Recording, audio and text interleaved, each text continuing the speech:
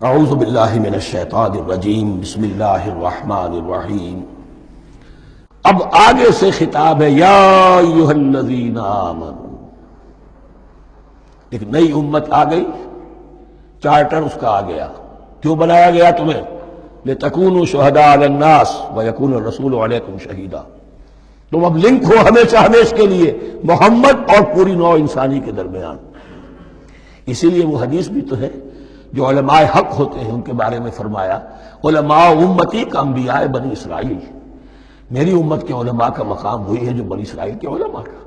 اس لیے کہ اب نبوت تو ختم ہو گئی محمد پر صلی اللہ علیہ وسلم، لیکن یہ کتاب تو ہے، اس کا پہنچانا تو ہے، اس کو عام تو کرنا ہے، حجت تو قائم کرنی ہے، اور صرف تبلیغ سے نہیں عمل کر کے دکھانا ہے، وہ نظام قائم کر کے دکھانا ہے جو محمد عربی نے قائم کیا صلی اللہ علیہ وسلم، تب حجت قائم ہوگی۔ اس کے لیے تمہیں قربانیاں دینی ہوں گی، مشکلیں جھیلنی ہوں گی، جان و مال کا نقصان برداشت کرنا ہوگا، آرام سے گھر بیٹھے ٹھنڈے پیٹوں کفر جگہ نہیں چھوڑ دے گا اور حق نہیں آ جائے گا۔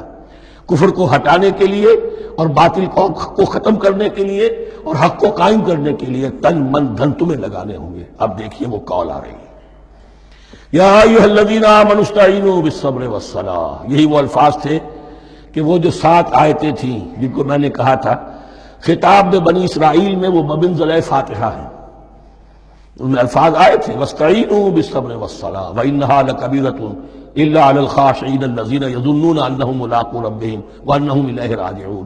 اب وہی خطاب یہاں ہو رہا ہے، یا ایھا الذین آمنوا استعینوا بالصبر والصلاۃ، یہ میں بیان وہاں کر چکا ہوں۔ ان اللہ مع الصابرین، جان لو کہ اللہ صبر کرنے والوں کے ساتھ ہے۔ اس بیعت سے کیا مراد ہے؟ ایک بات تو متفق علیہ ہے، اللہ کی مدد، اللہ کی تائید، اللہ کی نصرت ان کے شامل حال ہے۔ باقی یہ کہ اللہ تعالیٰ جہاں کہیں بھی ہم ہیں ہمارے ساتھ ہے، کس طرح ہے یہ ہم نہیں جانتے، لیکن یہ فرمایا اس نے کہ میں تو تمہاری دوے جان سے بھی زیادہ قریب ہوں۔ وَلَا تَقُولُوا لِمَنْ يُقْتَلُ فِي سَبِيلِ اللَّهِ أَمْوَاتٌ، اب پہلے ہی قدم پر قتل کی بات آ گئی۔ شرط اول قدم یہ است کہ مجنون باشی، پہلا قدم یہ ہے جانے دینے کے لیے تیار ہو جاؤ۔ وَلَا تَقُولُوا لِمَنْ يُقْتَلُ فِي سَبِيلِ اللَّهِ أَمْوَاتٌ، مت کہو ان کو کہ جو اللہ کی راہ میں قتل ہو جائیں مردہ، وہ مردہ نہیں ہے، بل احیاء، وہ زندہ ہے، وَلَٰكِن لَا تَشْعُرُونَ، لیکن تمہیں اس کا شعور نہیں ہے۔ شہداء جو اللہ کی راہ میں قتل ہو جائیں ان کے لیے یوم آخر تک کا انتظار نہیں ہے، ان کی براہ راست جنت میں داخلہ ملتا ہے۔ قیل ادخل الجنہ قال یا لیت قومی یعلمون بما غفر لی ربی وجعلنی من المکرمین، وہاں تاخیر نہیں ہے، لہذا وہ تو زندہ ہیں۔ یہی مضمون پھر آئے گا سورہ آل عمران میں اور زیادہ نکھر کر، وَلَنَبْلُوَنَّكُمْ بِشَيْءٍ مِّنَ الْخَوْفِ وَالْجُوعِ۔ اب یہ ہے کہ پہلے سے دکھا دیا، اللہ تعالیٰ دھوکہ نہیں دینا چاہتا۔ دیکھ لو جس راہ میں قدم رکھا ہے اب آزمائشیں آئیں گی، تکلیفیں آئیں گی، رشتہ دار ناراض ہوں گے، بیوی شوہر سے لڑے گی، شوہر بیوی سے لڑے گا، اولاد والدین سے جدا ہوگی، یہ سب کچھ ہوگا، فساد ہوگا، فتور ہوگا، تصادم ہوگا، جان و مال کا نقصان ہوگا۔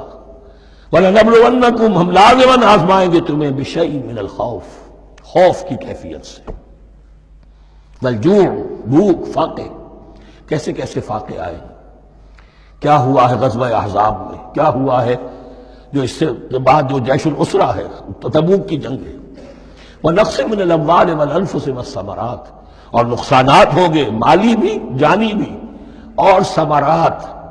اب ثمرات یہاں 2 معنی دے رہا ہے، چونکہ مدینے والوں کی جو تھی اصل جو ان کی معیشت تھی وہ زرعی تھی، پھل، خاص طور پر کھجور، یہ ان کی پیداوار تھی، جسے آج کل آپ کہتے ہیں کیش کراپ جو ہے ان کی، وہ یہ تھی۔ اب ایسا بھی ہوگا کہ فصل تیار کھڑی ہے، اگر اسے اتارا نہ کھجور سے تو ضائع ہو جائے گی، اور ادھر سے تبوک کا حکم آ گیا نکلو اللہ کی راہ، یہ ساری فصل ضائع ہو جائے گی۔ امتحان ہو گیا کہ نہیں؟ اور اس کے علاوہ ایک اور ہے اس کا مفہوم، انسان کچھ بہت محنت کرتا ہے، جد و جہد کرتا ہے، کیریئر بناتا ہے، اپنا ایک مقام بنا لیتا ہے اس کیریئر میں، اس پروفیشن میں، اس راستے پر آتا ہے تو کچھ اور ہی شکل اختیار کرنی پڑتی ہے۔ وہ تجارت کے زمانے میں جو محنت کی تھی، وہ کیریئر کو جمانے میں جو محنت کی تھی، وہ سارا کا سارا معاملہ جو ہے وہ کھو کر پھر اس وادی میں آنا پڑتا ہے۔ وَلَنَبْلُوَنَّكُمْ، یہ بھی صبرات ہے نا، محنت کے صبرات. وَلَنَبْلُوَنَّكُمْ بِشَيْءٍ مِّنَ الْخَوْفِ وَالْجُوعِ وَنَقْصٍ مِّنَ الْأَمْوَالِ وَالْأَنفُسِ وَالثَّمَرَاتِ وَبَشِّرِ الصَّابِرِينَ. اور اے نبی بشارت دیجئے صابروں کو، صبر کرنے والوں کو. یہ کون ہے؟ الذین اذا اصابتہم مصیبۃ، وہ لوگ کہ جن کو جب بھی کوئی مصیبت آئے قالوا انا للہ وانا الیہ راجعون، وہ کہتے ہیں ہم اللہ ہی کے تو ہیں، اللہ ہی کی طرف ہمیں لوٹ جانا ہے. کل بھی جانا تھا، آج چلے جائیں، حاضر ہیں، جتنی جلدی بلائیں. نشان مرد مومن باتوں گویم جو مرگ آیا تبسم مر لبے اوست. مرد مومن کی تو نشانی یہی ہے کہ جب موت آئے تو مسرت کے ساتھ اس کے چہرے پر، اس کے ہونٹوں پر مسکراہٹ ہو. یہی بات میں نے کہا تھا، لٹمس ٹیسٹ یہ ہے کہ بندہ مومن اس دنیا میں زیادہ رہنے کی خواہش نہیں کر سکتا. لائف از اے لائبلٹی، جو لمحہ آ رہا ہے اس کا حساب دینا ہوگا. تو جتنی عمر بڑھ رہی ہے حساب بڑھ رہا ہے. It's not an asset, it's a liability. اور الدنیا سجن المومن و جنت الکافر، یہ تو مومن کے لیے ایک قید خانہ ہے، ہاں کافروں کی جنت ہے. وَبَشِّرِ الصَّابِرِينَ الَّذِينَ إِذَا أَصَابَتْهُمْ مُصِيبَةٌ قَالُوا إِنَّا لِلَّهِ وَإِنَّا إِلَيْهِ رَاجِعُونَ أُولَٰئِكَ عَلَيْهِمْ صَلَوَاتٌ مِّن رَّبِّهِمْ وَرَحْمَةٌ. یہ ہیں وہ لوگ کہ جن پر ہر وقت اللہ کی عنایتوں کا نزول ہوتا رہتا ہے اور رحمت کی بارش ہوتی رہتی ہے.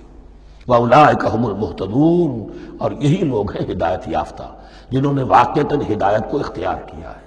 اور جو ایسے مرحلے پر ٹھٹک کر کھڑے رہ جائیں، پیچھے رہ جائیں، پیچھے بیٹھ جائیں، پیٹھ موڑ لیں، وہ گویا کہ ختم ہوا ان کا معاملہ. صدق اللہ العظیم.